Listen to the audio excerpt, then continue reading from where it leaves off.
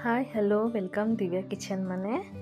ಕ್ರಿಸ್ಪಿಯಾಗಿ ಕ್ರಂಚಿಯಾಗಿ ಮನೆಯಲ್ಲೇ ಮಾಡ್ಕೊಳ್ಳೋ ಅಂಥದ್ದು. ಸೊ KFC ಚಿಕನ್ನ ಹೇಗೆ ಮಾಡೋದು ಅಂತ ನೋಡ್ಕೊಂಬರೋಣ. ಸೊ ಇದು ತುಂಬಾ ಈಸಿ, ಮನೆಯಲ್ಲೇ ಮಾಡ್ಕೋಬೋದು. ಮೊದಲಿಗೆ ನಾನಿಲ್ಲಿ ಚಿಕನ್ ಈ ರೀತಿ ಲೆಗ್ ಪೀಸ್ಗಳು ನಿಮಗೆ ಯಾವ ಶೇಪಲ್ಲಿ ಬೇಕೋ ಆ ರೀತಿ ಕಟ್ ಮಾಡಿಸ್ಕೊಳ್ಳಿ.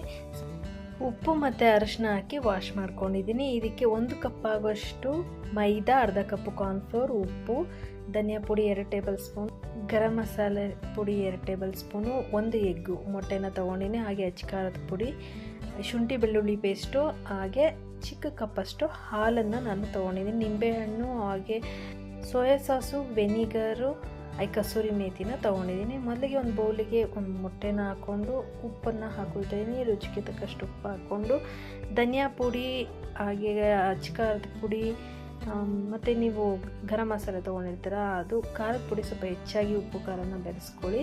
ಯಾಕಂದರೆ ಇಲ್ಲಿ ಕಾರ್ನ್ಫ್ಲೋರ್ ಎಲ್ಲ ಹಾಕೊಳ್ಳೋದ್ರಿಂದ ಉಪ್ಪು ಖಾರ ಜಾಸ್ತಿ ಬೇಕಾಗುತ್ತೆ. ನಂತರ ಶುಂಠಿ ಬೆಳ್ಳುಳ್ಳಿ ಪೇಸ್ಟು, ಅರ್ಧ ನಿಂಬೆ ರಸ ಹಾಕ್ಕೊಂಡು ಹಾಲನ್ನು ಅರ್ಧ ಕಪ್ಪಷ್ಟು ಹಾಲನ್ನು ಇಲ್ಲಿ ಹಾಕ್ಕೊತಾ ಇದ್ದೀನಿ. ಸೊ ಹಾಕ್ಕೊಂಡು ಸೋಯಾ ಸಾಸು, ವೆನಿಗರು ಎಲ್ಲನೂ ಹಾಕ್ಕೊಂಡು ಚೆನ್ನಾಗಿ ಮಿಕ್ಸ್ ಮಾಡ್ಕೊಳ್ಳಿ. ಗಂಟಿಲ್ದಿರೋ ಹಾಗೆ ಈ ರೀತಿ ಚೆನ್ನಾಗಿ ಮಿಕ್ಸ್ ಮಾಡ್ಕೋಬೇಕು. ಸೊ ನೀವು ನೋಡ್ತಿರ್ಬೋದು ನಾನಿಲ್ಲಿ ಗಂಟಿಲ್ದಂಗೆ ಚೆನ್ನಾಗಿ ಮಿಕ್ಸ್ ಮಾಡ್ಕೊಂಡಿದ್ದೀನಿ.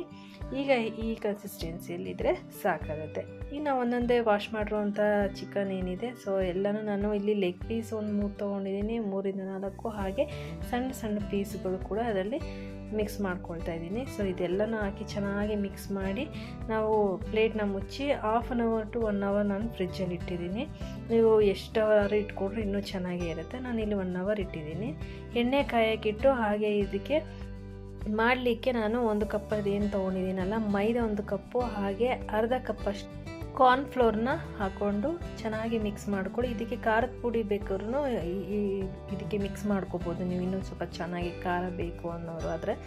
ಸೊ ಇದಿಷ್ಟಕ್ಕೂ ಮಿಕ್ಸ್ ಮಾಡಿದ ನಂತರ ಏನಿದೆ ಅದು ಲೆಗ್ ಪೀಸು ಅಥವಾ ಏನು ಚಿಕನ್ ಅದನ್ನು ತೊಗೊಂಡು ಇದರಲ್ಲಿ ಫುಲ್ಲು ಡೀಪ್ ಮಾಡಿ ಮಿಕ್ಸ್ ಮಾಡಿ ನಂತರ ಐಸ್ ವಾಟರ್, ಇದಕ್ಕೆ ಮೇಯ್ನ್ ಇಂಪಾರ್ಟೆಂಟ್ ಐಸ್ ವಾಟರ್. ನಿಮ್ಗೆ ಅಷ್ಟು ಕ್ರಿಸ್ಪಿ ಕ್ರಂಚಿ ಆಗಬೇಕಂದ್ರೆ ಐಸ್ ವಾಟರ್ ಯೂಸ್ ಮಾಡಲೇಬೇಕು.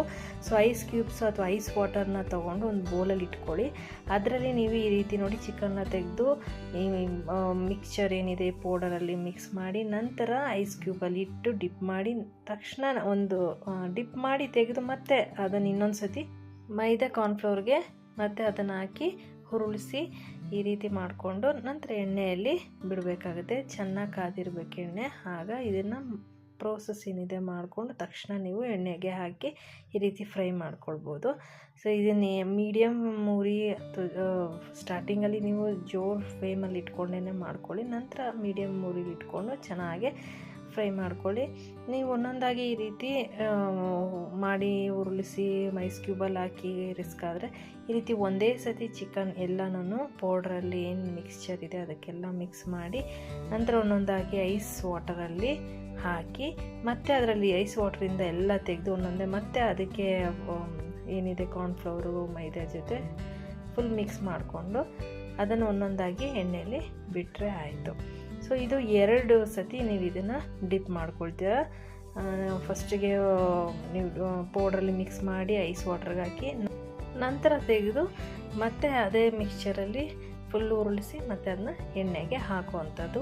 ಇಲ್ಲಿ ನೋಡ್ತಿರ್ಬೋದು ಈ ರೀತಿ ಕಲರ್ ನಿಮಗೆ ಬರುತ್ತೆ ಮತ್ತು ಕ್ರಿಸ್ಪಿ ಕ್ರಂಚಿಯಾಗಿ ಕಾಣುತ್ತೆ. ಈ ಹದ ಬಂದಮೇಲೆ ನೀವು ಅದನ್ನು ತೆಗೆದ್ರೆ ಆಯಿತು. ಸೊ ರೆಡಿ ಆಗಿದೆ ಅಂತಲೇ ಅರ್ಥ. ಇದನ್ನು ಮನೇಲಿ ಮಕ್ಕಳಿಗೆ ಮನೆಯಲ್ಲೇ ಮಾಡಿಕೊಡಿ, ತುಂಬಾ ಇಷ್ಟಪಟ್ಟು ತಿಂತಾರೆ. ಹಾಗೆ ಮನೆಯಲ್ಲೇ ಮಾಡಿದ್ದೀವಿ ಅನ್ನೋ ಒಂದು ಖುಷಿ ಸಹ ಇರುತ್ತೆ. ಸೊ ಹಾಗಾಗಿ ಎಲ್ಲರೂ ಟ್ರೈ ಮಾಡಿ, ಹಾಗೆ ಶೇರ್ ಮಾಡಿ, ಸಬ್ಸ್ಕ್ರೈಬ್ ಮಾಡಿ. Thank you.